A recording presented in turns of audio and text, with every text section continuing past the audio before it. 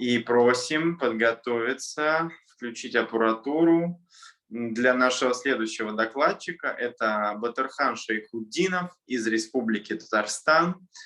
Батырхан на данный момент учится в школе, является учеником 9 класса.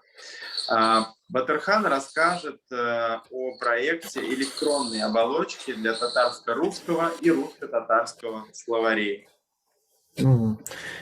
İstenmesiz minnem исеме Фикринов Батырхан һәм бүген мин күрсәтәм үзенә проектлар. Здравствуйте, меня зовут Батырхан Шайхутдинов, и сегодня я покажу свой проект, и еще один, если останется время. Я могу включить демонстрацию экрана? Да, пожалуйста. Так.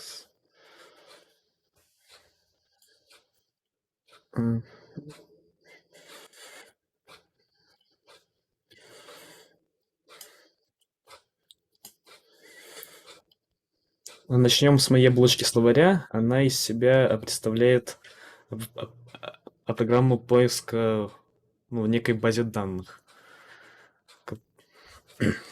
которая состоит из заголовка словарной статьи и самой этой словарной статьи.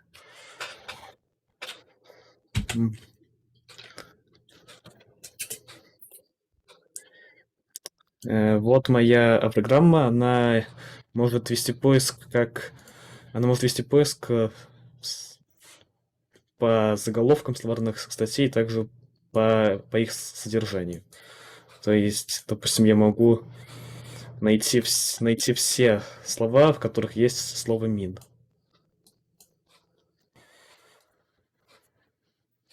Сам этот проект выиграл на конкурсе УСТЛМ с грантом 150 тысяч рублей. Так что можно сказать, что в проекте вроде как люди заинтересованы.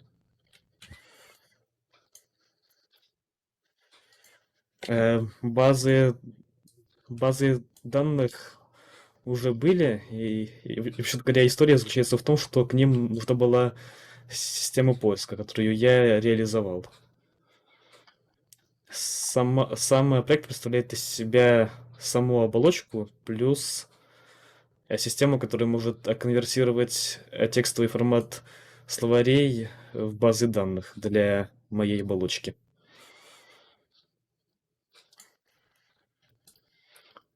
Также есть возможность использовать регулярные выражения. Это такой язык для того, чтобы искать, как бы сказать, слова по шаблону. То есть, допустим, можно найти все буквы, которые содержат в себе ту же «а».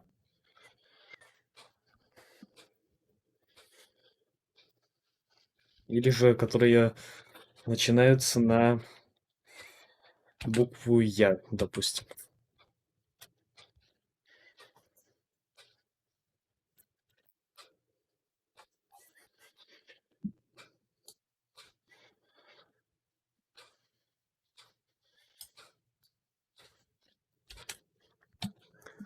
Также я реализовал в самом проекте возможность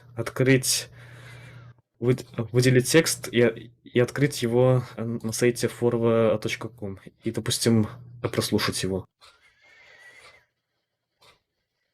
Правда. И, в принципе, сам проект в теории может работать с любым языком, если для него есть база данных.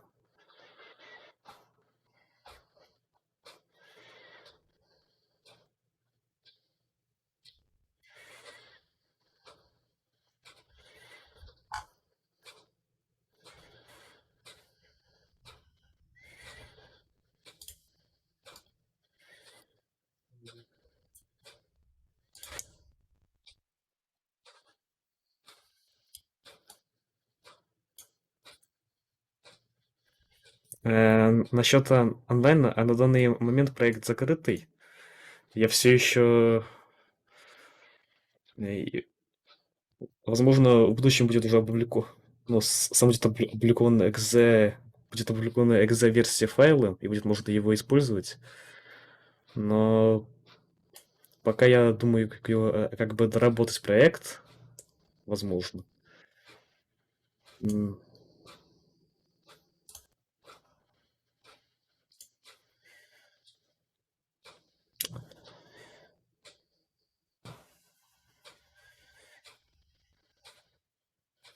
м.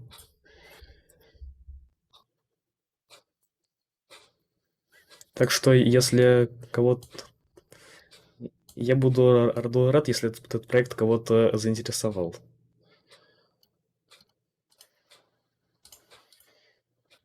М.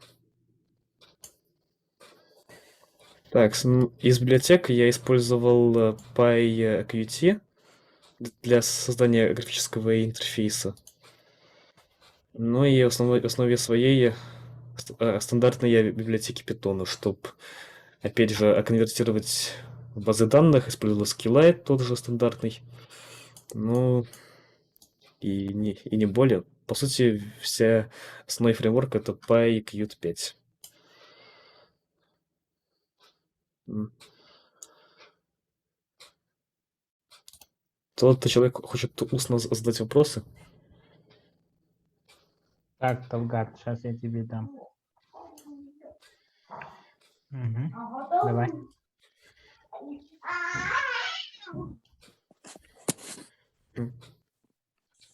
Так, Батырхан Исянна. Services. Батырхан, скажи, пожалуйста, а в какой школе ты учишься? В Э, какой? Или селе? Ну, город Эльтульск, гимназия 5. Еще раз, какой город? Зеленодольск. Город Зеленодольск. Это, да, Гимназия. это рядом А с скажи, пожалуйста, а Казанью. на каком языке ты получаешь образование? Ну, в целом я бы сказал, что обучение татарскому там неплохое. А обучение наукам на каком языке идет? Ну, а когда как, типа, просто еще многие там татарского как такового не понимают, поэтому, по сути, есть инициатива получить образование также и на русском со стороны самих учеников. Потому что, Хорошо. На каком языке у тебя учебники по наукам? По алгебре, по биологии, по геометрии, по физике, там, по ну, татарскому? там как обстоит ситуация? Там вроде как до 6 класса дают татарские учебники, а потом уже вроде как пытаются перевести на русский. Или до 7, я плохо помню. Но Хорошо. опять же было забавно то, что многие все равно шли покупать русские учебники для себя. А у тебя на данный момент в каком языке учебники? Ну, сейчас уже на русском, и я вполне понимаю мотивацию, Абсолютно потому все? что... А? Абсолютно все учебники? Либо по Ну, каким-то но предметам именно... языка и литературы? Ну вот именно по татарскому, разумеется, на татарском, и по татарской литературе на татарском тоже. Нет, нет, меня это не интересует. Это ладно, с этим проблем нет. Меня все-таки по наукам интересует. Татарский язык, литература, с этим учебником проблем нет. Ну, может, есть где-нибудь там за пределами Татарстана, но, как правило, нет. Ну, так вот, слушаю тебя. Ну, сейчас уже почти все, ну, на русском.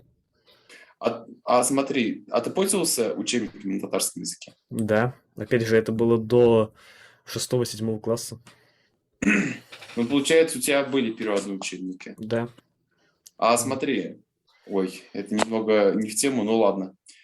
Я тебя вопросами с легкостью завалю.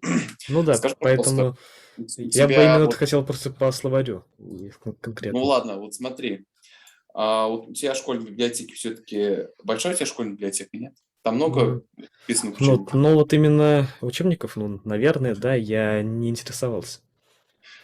Так, хорошо, мы с тобой потом. Да, Смотри, Талгат. а ты как-то с языком с институтом языка и литературы имени Ибрагимова как-то стоишь в отношениях? Предположим, с директором его Кимом Минулиным. А нет, вроде как. Ну, как-то. Талгат, я Там как должен... тематикой занимаются. Талгат. Я тебе рекомендую туда сходить. Рахматле Талгат, я прошу прощения. Давайте мы, вот, значит, Батырхан договорит, да, Ну, мы обсудим его проект. да, После этого я бы вы хотел именно можете так пока. еще задать вопросы, но похоже, что они слишком подробные вот, для Да. настоящего момента. Спасибо. Так, Батырхан, слушай. Ну, я бы уже сейчас хотел услышать вопрос именно конкретно по Давайте, все, словарю. по вашему проекту. Значит, Да, пошли вопросы, читаем. Батырхан, да. так. Ваш продукт доступен ли онлайн? Нет, Ответили. он сейчас, я уже ответил, то, что это, по сути, во-первых, оффлайн оболочка, то есть она в целом может работать без интернета, разве что прослушивание это просто открывание ссылки. Но вот в целом это именно исполняемый файл, который можно открыть и что-то сделать. Мгм. Хорошо. Следующий комментарий. Эдуард Хакимов пишет. В Хельсинки Михаил Копотев занимается организацией частотных исследований в живом языке, что очень важно для удобного электронного словаря с точки зрения пользователя. Ну, я учту это. Хорошо. Из языков сейчас есть, по сути, ну, неофициально, именно вот неофициально отформатирован, ну, как там, оцифрованные словари, Мгм. их, ну, тут все русско-татарские, либо татарско-русские, но в целом можно вообще создать любой словарь с любым языком, допустим. М, допустим, я сделал вторую, ну, ответвление от этого словаря в виде словаря Кумандитского, который уже э, работает. Ну, у него там отличие в том, что есть экранная клавиатура, потому что там есть свои символы. Мгм. Так, хорошо. Вопрос. Какие библиотеки языка программирования Python вы использовали? PyQt 5. Это вот именно из сторонних. Остальное вроде как уже встроено в язык. Так, Талгат жалуется. Талгат, примите, пожалуйста, нашу позицию. Понимание. Талгат, меня сейчас не особо интересует тема того, на каком языке меня обучают в школе. Так, дальше вопрос по теме. Артем Федоринчик пишет, спрашивает, в словаре только татарский и русский языки? Я уже ответил то, что... А, у моего словаря это, ну, по сути, я считаю, что одним из важнейших преимуществ является то, что он в том, что у него есть полнотекстовый поиск. То есть я могу искать... То есть у многих таких словарях есть поиск только, вот видите, вот эти зеленые слова, то есть именно вот по заголовкам есть только поиск. А я могу... мой словарь может делать поиск также, ну, в самих словарных статьях. Мгм. Так, идем дальше.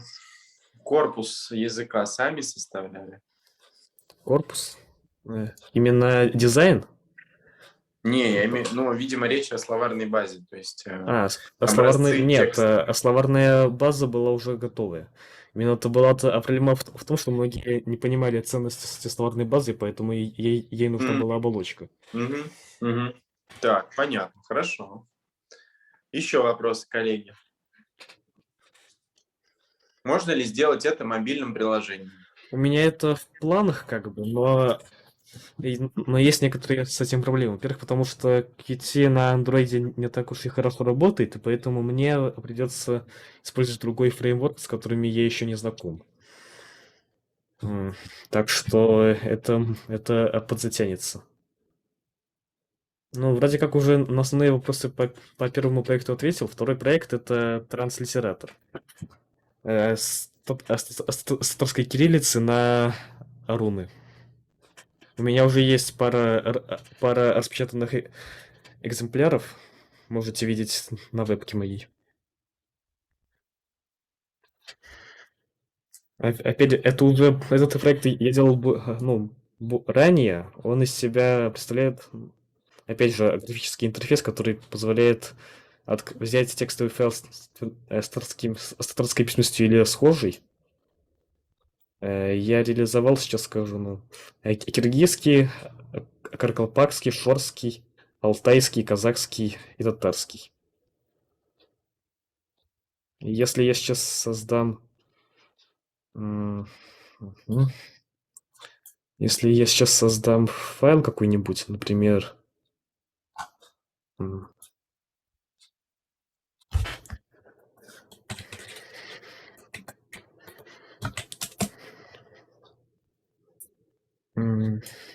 Напишу, например, Алма. Теперь запущу. М.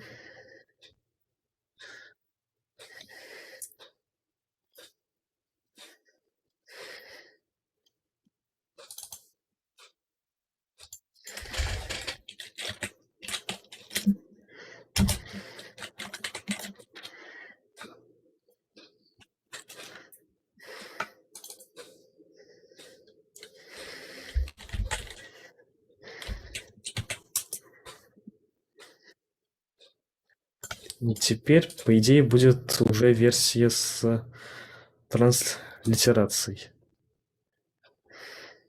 То есть вот транслитерированные руны. Если заранее скажу, что руны читаются, во-первых, справа налево, и, во-вторых, там совершенно, наоборот, реализована фонетика, можно так сказать. То есть там за то, что колон на ЧК отвечает уже согласные, а не гласные. Если отвечать, для чего это нужно, то это, можно так сказать, немного исторический проект. И отчасти можно сказать, что может, в теории возродить руническую письменность, потому что она во многом может подходить лучше, чем кириллица та же. И о том, как сейчас читать, то сейчас.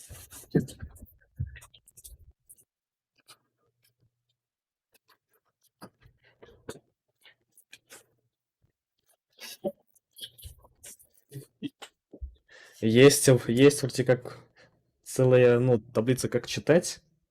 И опять же, есть твердые и мягкие согласные. То есть одна и та же буква может писаться как в мягкой версии, так и в твердой.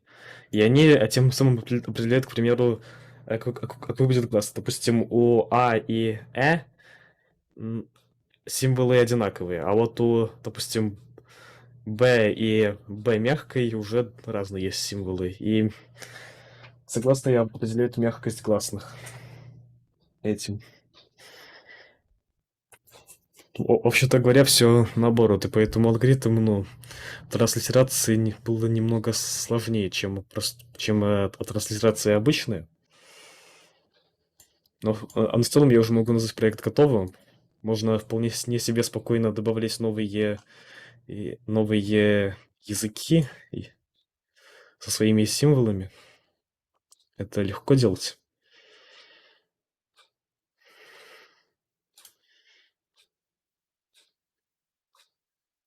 М. Вроде как ни у кого нету вопросов по проекту. Я в 9 классе. Сам проект я делал то ли, наверное, когда заканчивал 7 класс, именно транслитератор. Ого. Как научился программировать? Как научился? Ну, в большей степени спасибо проекту Яндекс.Лицей, который занимается бесплатным обучением школьников. С 8, в основном с 8 по 9, но я туда поступил еще в 7. Как здорово. А, Так, еще комментарий. Мгм. графические системы, если вы подразумеваете язык, то есть символы, то это делается вполне себе легко.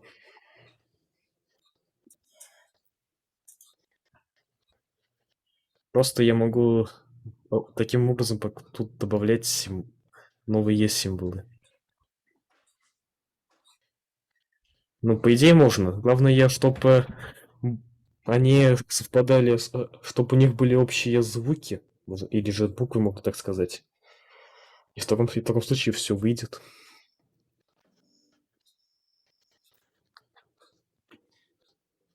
Хорошо, спасибо. Коллеги, если нет вопросов, то тогда мы благодарим Батырхана.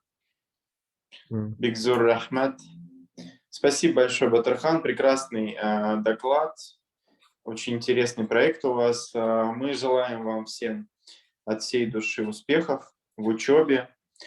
ваших инициативах. Вот. И очень здорово, что у вас есть такой интерес к татарскому языку и желание делать что-то, какие-то полезные прикладные вещи на татарском языке, для татарского языка. Это очень ценно.